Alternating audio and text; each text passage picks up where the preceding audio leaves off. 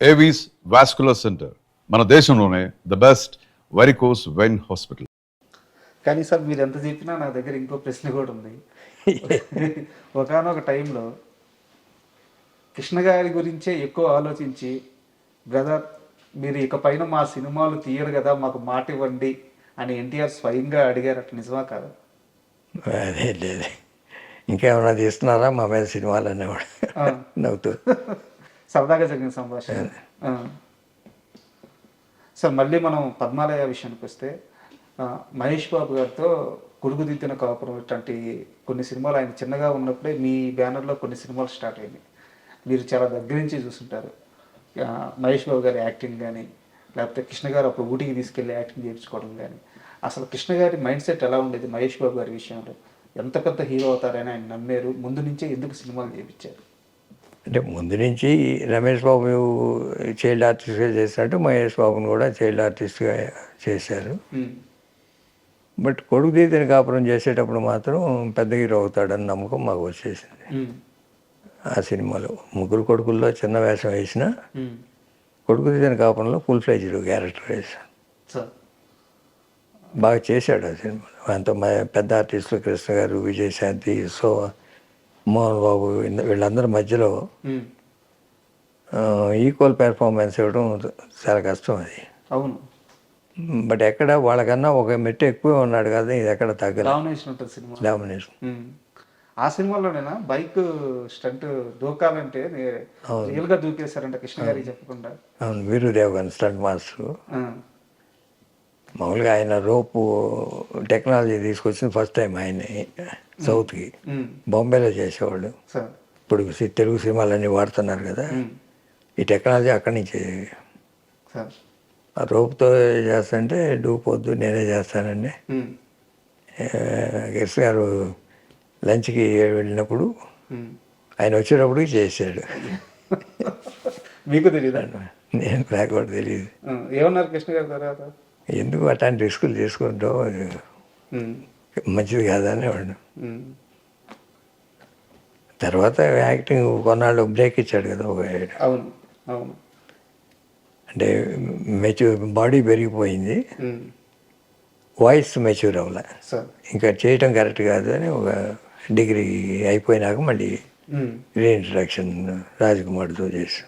నిజానికి యమలీల సినిమా కూడా మహేష్ బాబు గారే చేయాలి, అలీ గారి కంటే ముందు కృష్ణ గారు ఒప్పుకోకపోవడం వల్ల ఆ సబ్జెక్ట్ బయటకు వెళ్ళిపోయింది అని చెప్పి అంటారు. నిజమేనా? లేదా, అదేం లేదు. అండ్ రాఘవేంద్రరావు గారితో మీరు మీ బ్యానర్లో ఒక్క సినిమా కూడా తెలుగులో చేయలేదు.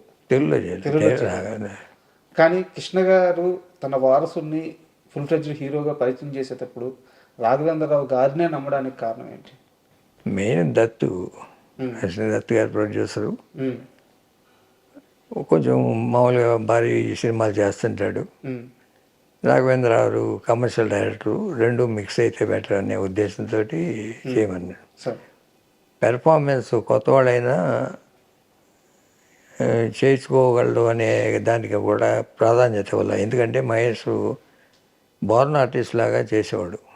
పెద్ద డైరెక్టర్లు ఎలా చేయని చెప్పకల్లా కమర్షియల్ యాంగిల్ ఉంటే చాలు. ఆ సినిమా కూడా ఏంటంటే రాజకుమారుడు ఓ సినిమా ట్రైలర్ లాగా, మా హీరో యాక్టింగ్ ఎలా చేయగలడు, లేకపోతే డ్యాన్స్ ఎలా చేయగలడు, లేకపోతే ఫైట్ ఎలా చేయగలడు అంతే కానీ కథకు పెద్ద ప్రాధాన్యత ఉండదు. మీరు చూస్తే రాజకుమారుడు వాటికి రాఘవేంద్రరావు బాగా చేస్తాడు. ఇది కమర్షియల్ ఎలిమెంట్స్. అంటే ఎలాగో రాజకుమారుడు ప్రస్తావన వచ్చింది కాబట్టి చాలా చిన్న వయసు సార్, నాది 10 ఏళ్ళు ఉంటాయో ఏమో సరిగ్గా గుర్తులేదు. మరి కావలి సార్, నెల్లూరు జిల్లాలో కావాలని ఒక టౌన్, చిన్న టౌను. స్పందన థియేటర్లో రాజకుమారుడు సినిమా రిలీజ్ అయింది. యాక్చువల్గా థియేటర్ వరకు ఎంత పెద్ద హీరో సినిమా రిలీజ్ అయినా ఆ థియేటర్ వరకు కటౌట్లు ఉంటాయి. అప్పట్లో క్లాత్ మీద రాసేవాళ్ళు బ్యానర్స్, ఈ ప్రింటింగ్ కాకుండా క్లాత్ మీద రాసేవాళ్ళు. ఒక వీధి సార్, ఒక 1 కిలోమీటర్ వరకు మొత్తం బ్యానర్లు పడిపోయినాయి, కటౌట్లు పడిపోయి ఉన్నాయి. మహేష్ బాబు గారిని చూడటం కొత్త, అంటే గుర్తుపట్టే అంత వయసు కాదు నాది. అప్పుడు వెళ్తా మా అన్నగారిని అడిగాను, ఎవరైనా ఏంది ఇప్పటిదాకా ఏ హీరోకి లేదు అంటే, కృష్ణ గారి కొడుకురా, కృష్ణ గారి ఫ్యాన్స్ అంటే ఇలాగే ఉంటారు. ఏ హీరోకి తెలుగులో ఇలాంటి ఒక లాంచింగ్, ఇలాంటి ఒక రిసీవ్నెస్, ఇలాంటి ఒక ఓపెనింగ్ ఏ హీరోకి ఇప్పటిదాకా లేదు. ఇది కృష్ణ గారి ఫ్యాన్స్ అంటే అని చెప్పారు. ఎలా యాక్సెప్ట్ చేశారు కృష్ణ గారి ఫ్యాన్స్ మహేష్ బాబు తొలి సినిమాతో? ఏ రేంజ్లో యాక్సెప్ట్ చేశారు? బాగా చేశారు, బాగా చేశారు. దాంట్లో డౌట్ లేదు మాకు. మహేష్ స్టార్ అవటంలో కానీ అది కొడుకు తీసిన కాపురంతోనే అయిపోయాడు. దానికి యాడ్ అవుతుంది ఇవన్నీ.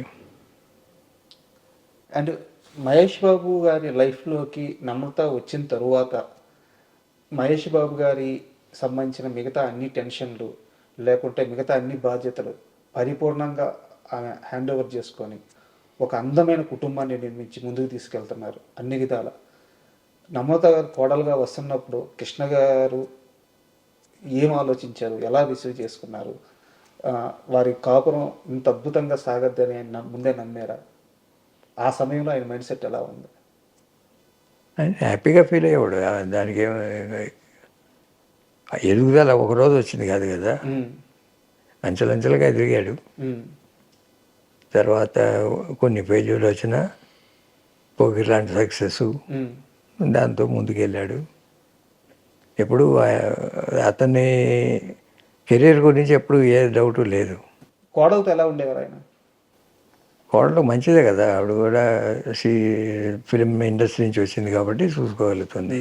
నాట్ జస్ట్ హౌస్ వైఫే కాకుండా అదర్ వర్క్స్ కూడా చూసుకోవడం మంచిదే ఎప్పుడైనా.